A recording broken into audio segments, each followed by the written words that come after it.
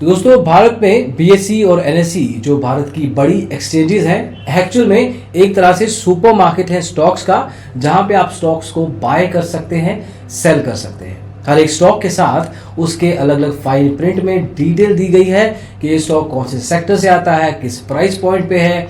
जैसे आप सुपरमार्केट में कोई चीज़ खरीदने जाते हैं, डिटेल में लिखा होता है कुछ, वो आप पढ़ते हैं। फॉर एग्जांपल, अगर आप डेयरी प्रोडक्ट्स खरीदते हैं तो आप देखते हैं कि उसकी एक्सपायरी डेट क्या है, प्राइस क्या है।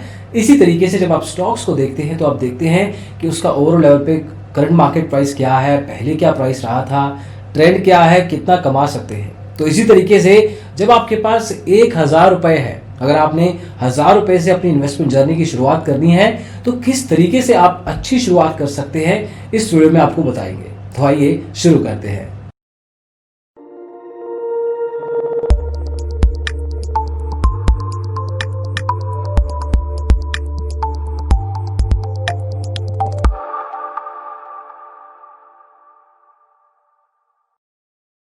तो दोस्तों, काफी चीजों का आपको ध्यान रखना पड़ेगा, धीरे धीरे करके आराम से बात करेंगे। सबसे पहले आपको देखना है कि कौन से ट्रेडिंग सेगमेंट से आपको शुरुआत करनी है।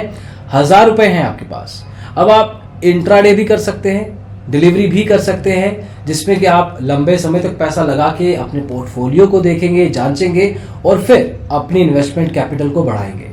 इंट्राडे में आप मोमेंटम को चेक करेंगे और उसके बेस पे आज ही थोड़ा बहुत पैसा बनाएंगे या गवाएंगे, उसके बेस पे आप डिसाइड करेंगे। इंट्राडे में अगर आपको पैसा लगाना है तो आई सजेस्ट 1 या 2 स्टॉक्स में पैसा लगाइए और फिर उनको मॉनिटर करिए, रेगुलर लेवल पे बार बार एंटर कीजिए, एग्जिट कीजिए, ताकि आपको थोड़े थोड़े वॉल्यूम पे ही सही लेकिन थोड़े थोड़े प्रॉफिट्स मिलते रहें। और अगर आप लमसम लेवल पे जब आप ट्रेड्स देखेंगे तो अपना अच्छा खासा प्रॉफिट बना पाए।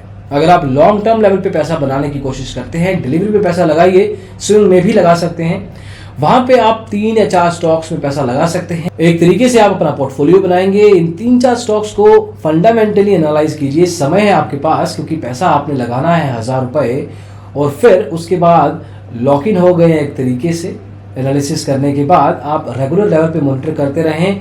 अगर आपको बढ़ाना है क्वांटिटी, बढ़ा दीजिए, अगर आपको एग्जिट करना है एग्जिट कर दीजिए, लेकिन ज़्यादा मॉनिटर मत कीजिए। ज़्यादा मॉनिटर स्विंग ट्रेडिंग में कर सकते हैं। अगर आपका स्ट्रॉन्ग एनालिसिस किया है आपने फंडामेंटल लेवल पे, तो कुछ टाइम, कुछ महीने या कुछ साल रुक सकते हैं, ताकि आपका पोर्टफोलियो आपको ठीक ठाक क्यूमुलेटिव लेवल पे रिटर्न दे सके। अब ये हो गई ट्रेडिंग सेगमेंट की बात। फ्यूचर ऑप्शंस में पैसा लगाने का पॉइंट नहीं है, 1000 रुपये बहुत कम है। आप लेवरेज का इस्तेमाल कर सकते हैं, मार्जिन ट्रेडिंग कर सकते हैं। आपके पास 1000 रुपये है, मान लीजिए कोई ब्रोकर 15 गुना मार्जिन देता है इंट्राडे में, तो आप 15,000 रुपये तक का पैसा लगा पाएंगे। जो भी स्टॉक्स में आपने पैसा लगाना था, 15 टाइम्स आपकी जो है इन्वेस्टमेंट बढ़ सकती है। कुछ चीज़ों का आपको ध्यान रखना है जो आपको नहीं करनी है। आपको रिटर्न्स के बारे में नहीं सोचना है, इसको लर्निंग की तरह लेके चलिए, अर्निंग के लिए नहीं। आप यहाँ पे सीखने आए हैं। 1000 रुपये अगर आपके चले भी जाते हैं तो कोई बड़ा नुकसान नहीं है, लेकिन अगर आप सीख जाते हैं कुछ, तो कल को जब आपको बड़ी इन्वेस्टमेंट करनी है तो ये 1000 रुपये आपको बहुत कुछ सिखा के जाएंगे। तो don't expect a lot in terms of returns, expect in terms of learning. और जब 1000 रुपये से शुरू करेंगे तो आपको लगेगा मैं सस्ते स्टॉक खरीद लेता हूँ, वॉल्यूम पे खेलूंगा। मतलब आप 1000 रुपये के 10 रुपए के हिसाब से 100 स्टॉक खरीदने की कोशिश करेंगे। एक तरीके से आप पेनी स्टॉक्स खरीद रहे हैं। पेनी स्टॉक से आप दूर रहें। आपको स्ट्रांगली हमारी रिकमेंडेशन है, चाहे आपने 1000 रुपये लगाने हैं, 100 रुपये लगाने हैं, लाख रुपए लगाने हैं, जितना मर्जी कैपिटल लगाना है, पेनी स्टॉक से आप अपनी दूरी बनाए रखें, क्योंकि वो आपके लिए नहीं, जिनके पेनी स्टॉक्स हैं उनके फायदे के लिए आते हैं मार्केट में। अगला पॉइंट आपको जो ध्यान रखना है, डिविडेंड पेइंग स्टॉक के ऊपर नजर मत रखें, क्योंकि आपका कैपिटल बहुत कम है, तो इसलिए डिविडेंड में रिटर्न आपको यानी कि ज्यादा मिलने वाले नहीं है। आपको अपने पोर्टफोलियो को एनालाइज करना है मल्टीपल लेवल्स पे। इसमें 2 तरीके हैं। पहला तरीका, आप हर सेक्टर की टॉप कंपनी को पिकआउट कर सकते हैं और उसमें अपना पैसा लगा सकते हैं, चाहे एक एक शेयर ही क्यों ना खरीदें।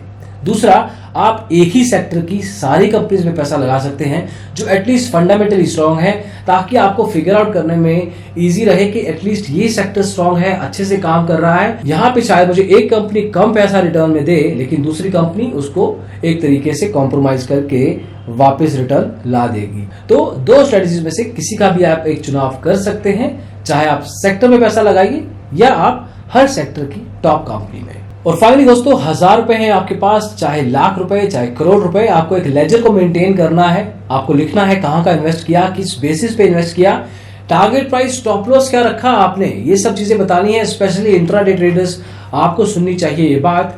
कोई भी ट्रेड में आप एंटर करते हैं, बिना स्टॉप लॉस और टारगेट प्राइस के एंटर मत कीजिए और उसको एक लेजर में रखिए, ताकि कल को फिर से 1000 रुपए लगाने हो तो आप वहां से सीख सकें कि किस बेसिस पे आपने ये दोनों प्राइस पॉइंट चुने थे। तो दोस्तों, 1000 रुपए लगाएं या जितने मर्जी, शुरुआत चाहे आप कम से करें या ज्यादा, आपको ये बातों का ध्यान जरूर रखना है जो इस वीडियो में हमने कवर करने की कोशिश की है। 1000 रुपए एक तरह से मेटाफोर था, हालांकि हम आपको सजेस्ट करेंगे कि 5 से 10,000 से शुरुआत करें, क्योंकि 1000 रुपए एक्चुअल में आज की तारीख में काफी कम अमाउंट है किसी भी लेवल पे कुछ भी एक अच्छा रिटर्न या परसेंटेज लेवल पे रिटर्न देखने की। और साथ साथ अगर आपको स्टॉक मार्केट सीखना है, जो आपको सीखना भी चाहिए, तो स्टॉक पाठशाला आपको डाउनलोड करनी चाहिए, जो आपको सिखाती है स्टॉक मार्केट में पैसा लगाना, सिखाती है कि किस तरीके से कौन सा पर्टिकुलर ट्रेडिंग सेगमेंट आपके लिए ऐप्ट रहेगा। हर ट्रेडर, हर इन्वेस्टर अलग तरीके से सोचता है, अलग तरीके से पैसे लगाता है।